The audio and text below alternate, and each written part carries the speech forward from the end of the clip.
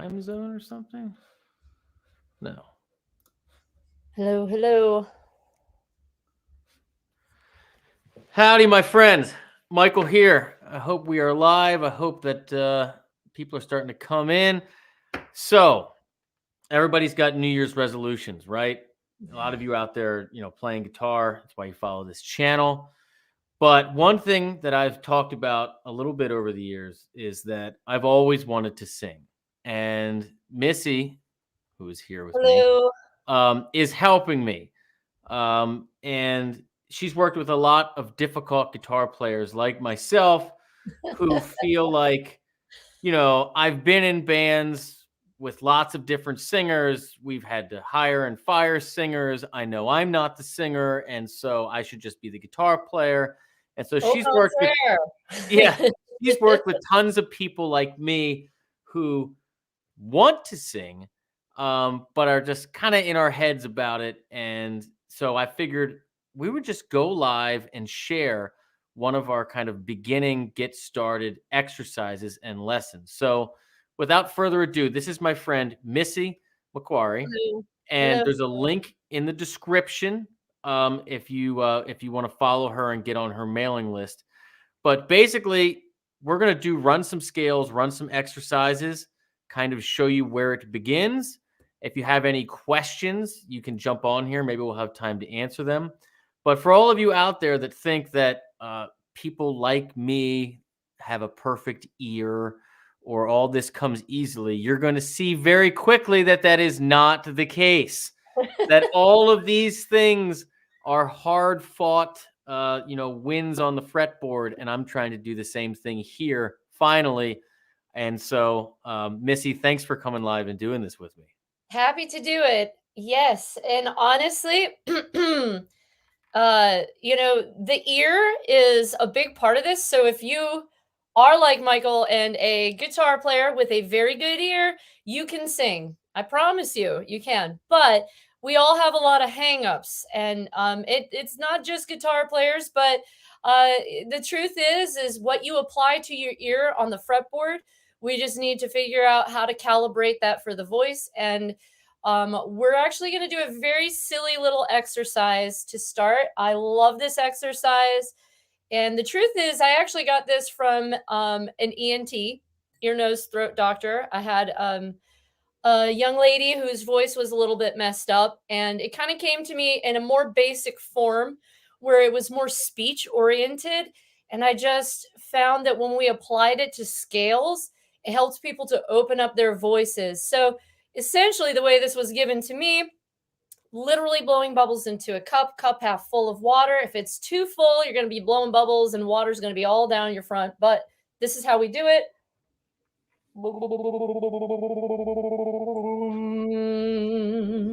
And a lot of times throwing M words, mouth, something to help people resonate up front. But that's not where we're headed with this.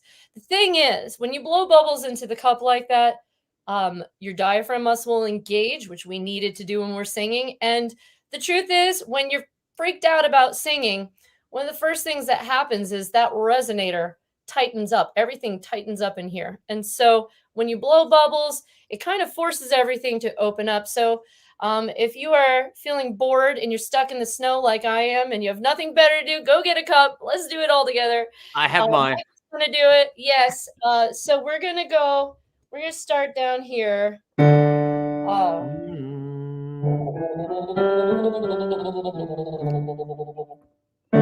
Just blow those bubbles. A little lower. One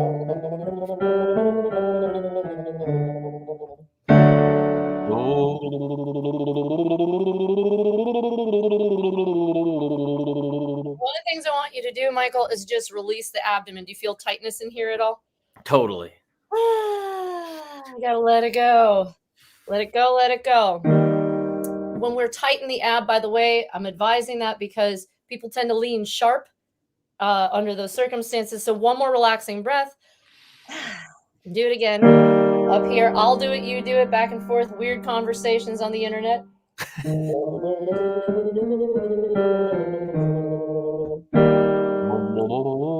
Getting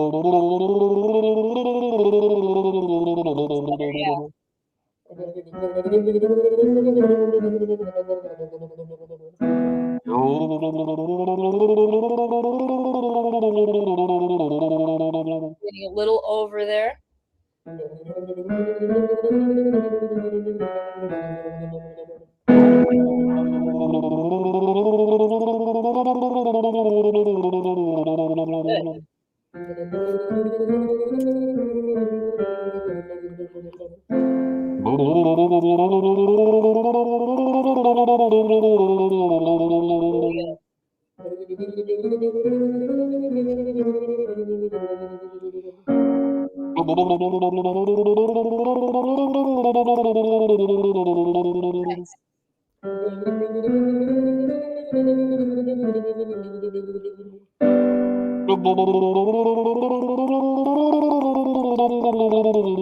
Very good.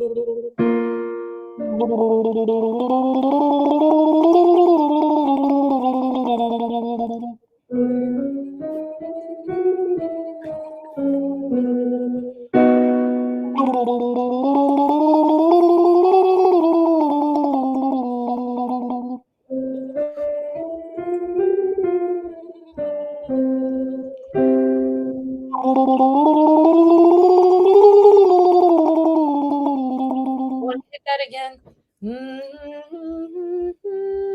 Just a little over up top. Don't push so much at the top.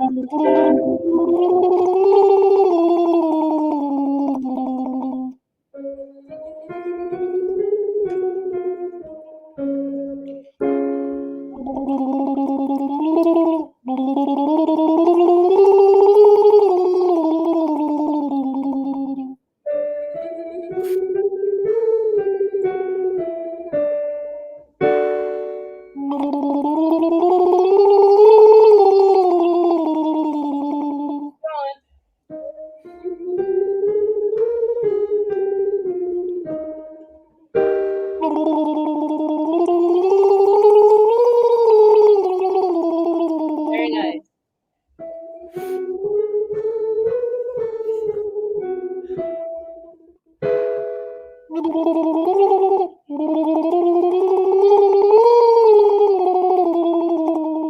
Let's hit I'm that.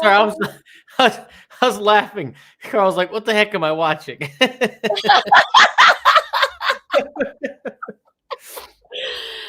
That's it. Actually, good stopping point, because what was in my head at that moment was, are you feeling it in the diaphragm muscle for this part? I have to do it again. I have to think about it. But like, hold on, let me. What am I watching?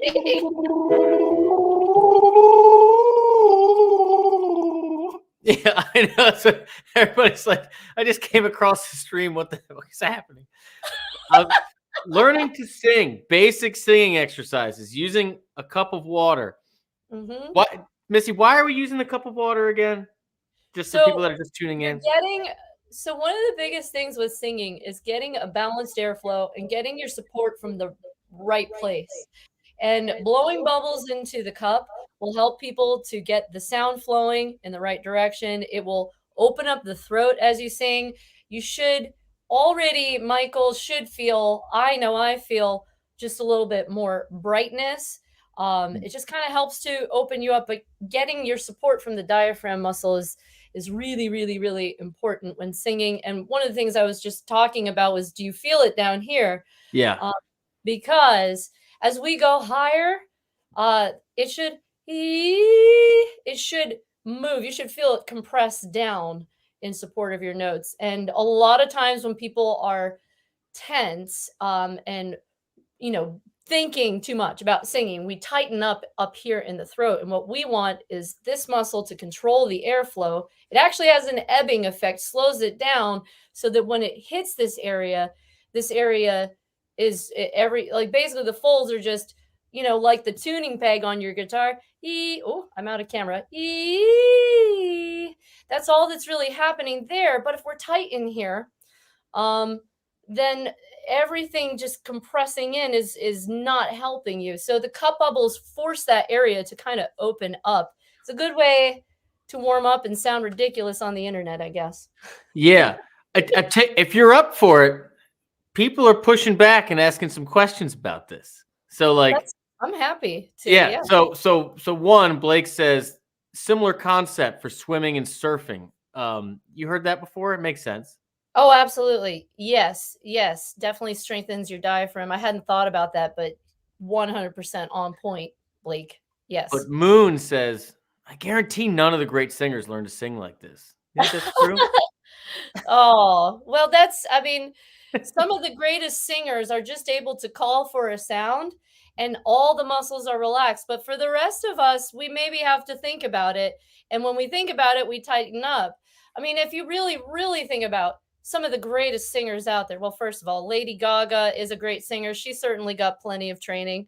But there are a lot of singers. One I'm going to call Paul McCartney. I don't think he ever had a vocal lesson. I don't think he ever needed, because the truth is, he got his muscles to behave the way he wanted them to right out of the gate. But singing is a learned behavior.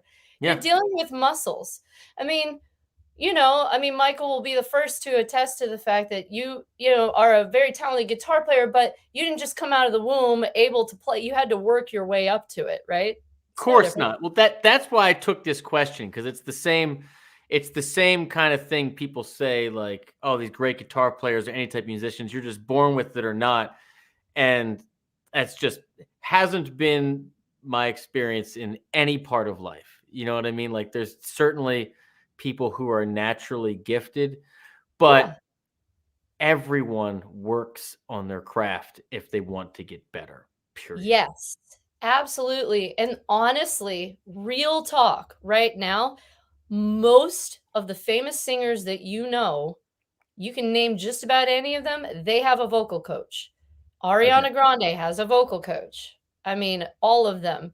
And then some of them have vocal coaches, and then they end up still hurting their voices and needing throat surgery. And they're, with proper technique, you should be able to sing for literally hours without hurting your voice. So there's a reason why people like me exist, to help. No, I love, we'll get back to the exercise after this, but I kind of love the term coach in this scenario, because as someone who's played a lot of gigs, I've always wondered, like, as a guitar player, like, yeah, your hands hurt a little bit, and but you could be tired or hungover, or jam your finger in a door or something, and you can make it through the gig.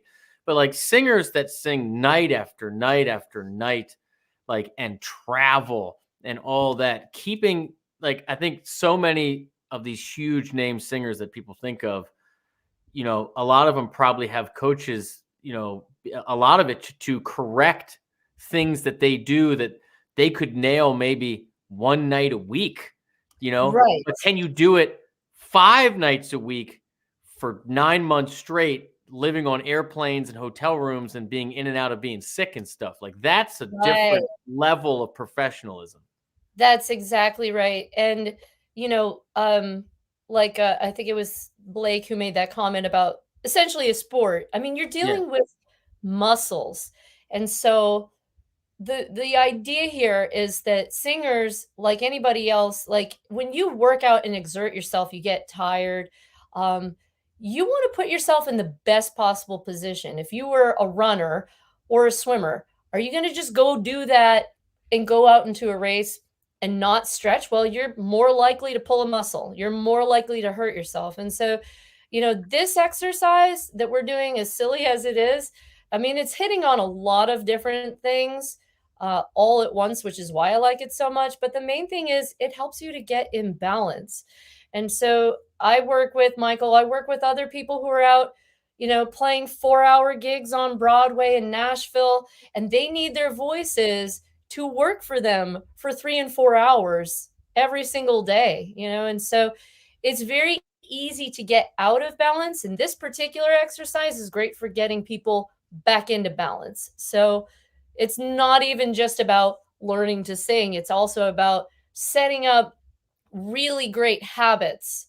Like we were talking about earlier, the Karate Kid, paint the fence, That's wax it. on, wax All right, well, off. let's get back into it. Let me Yes, let me wax me on. publicly struggle a little more. Not enough humiliation. We're gonna keep Never, going. No. never. But you were doing really That's why great. that's what I tell my kids all the time, or my friends' parents. Like my parenting style is public shaming. That's my parenting style. Well, that's totally, you're on brand. Let's keep going. We're gonna turn it around there. I know you can sing a little higher than that, but I think that's a good turning around point. But take another relaxing breath, and then let's hit this one.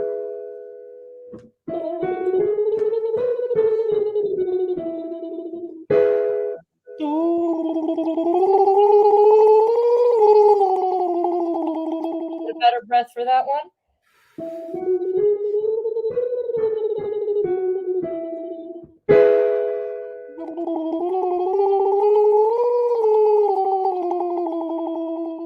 Watch that. 3, 2, 1, coming down as well here.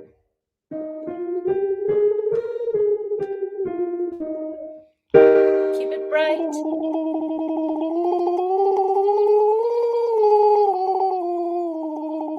Nice.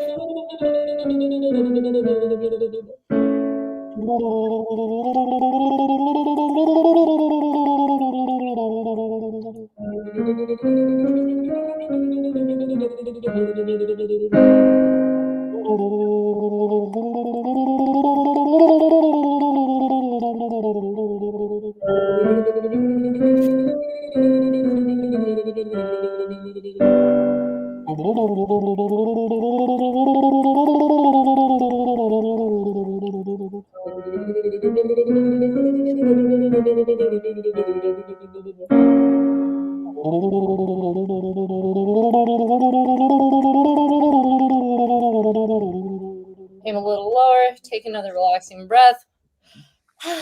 Doing great though, really great.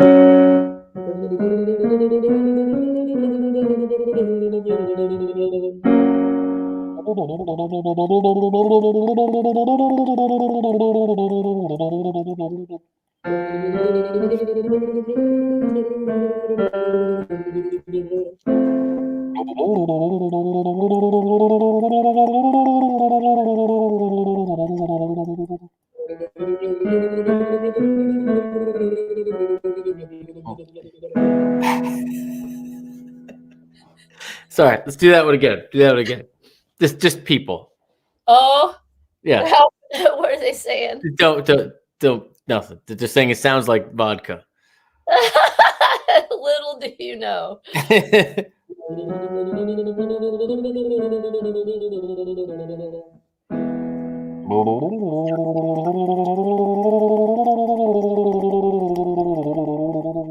funny because I'm pretty sure we've both retired from all of that. Yeah.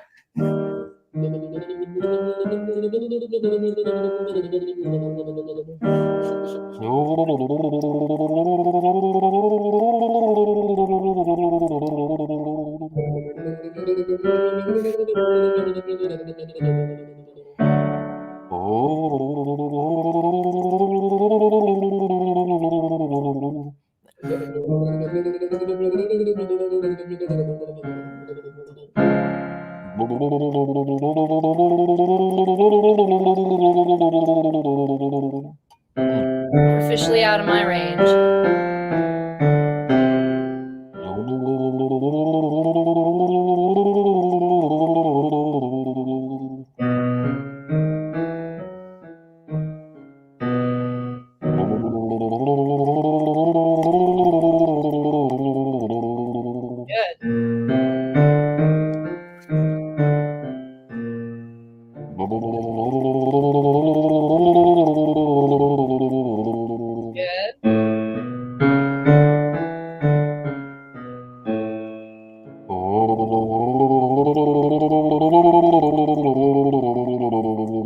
Going good.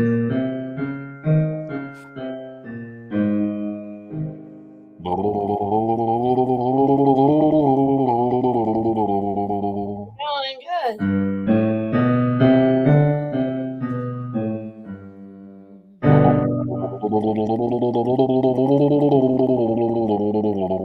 Good.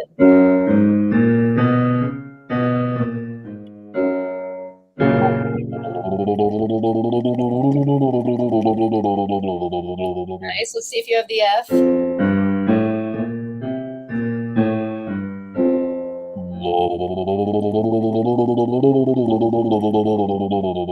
if you have the Johnny Cash E.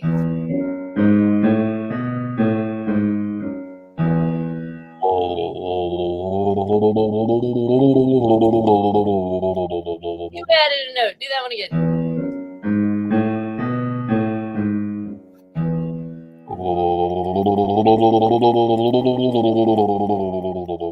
Wow. Try this one.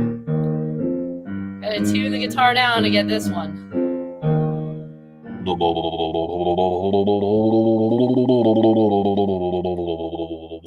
Okay, leaned a little sharp at the end, but my God, that's an E flat. I don't remember you getting an E flat, dude. I don't remember that. No.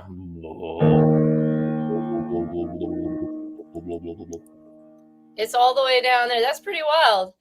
But range is determined by a couple of different factors. So this is one of the reasons why people tend to sign up for lessons. They want to increase their range, and they never knew they were going to end up blowing bubbles into a cup. But that exercise, when we relax, the larynx relaxes down, which is exactly what's going on. It's relaxing.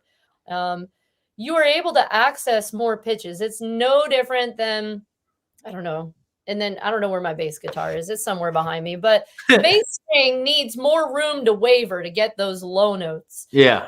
No different. I mean, if you're tight in here, you're going to shut off access. And that exercise is one of several that will help people to get not just the low notes, but the high notes. Because the more relaxed everything is in there, the more we just let the sound happen. However, we all have physical limitations. And so, and wow, that's really awesome. I mean, you've never gone that low. That's like a game changer for what we could play around with for songs. That's awesome. Well, thank you. I appreciate it. And thank you everybody for watching. I appreciate you, Tom. Yeah, I'm doing a great job. Like, and Blake, yeah, getting the scales after a few tries. I want to say something about that. Hang on a second. All right, go for it. Okay, from the first time you were doing this stuff, Michael was absolutely terrified of not playing and singing at the same time. And as you can see, he's doing all of that without the crutch, which is really, really great. And I want to say something else. One of the things that we have corrected when we've been working together, I mean, obviously, you know, 1, 2, 3, 4, 5, 4, 3, 2, 1. You know that you play it, no problem.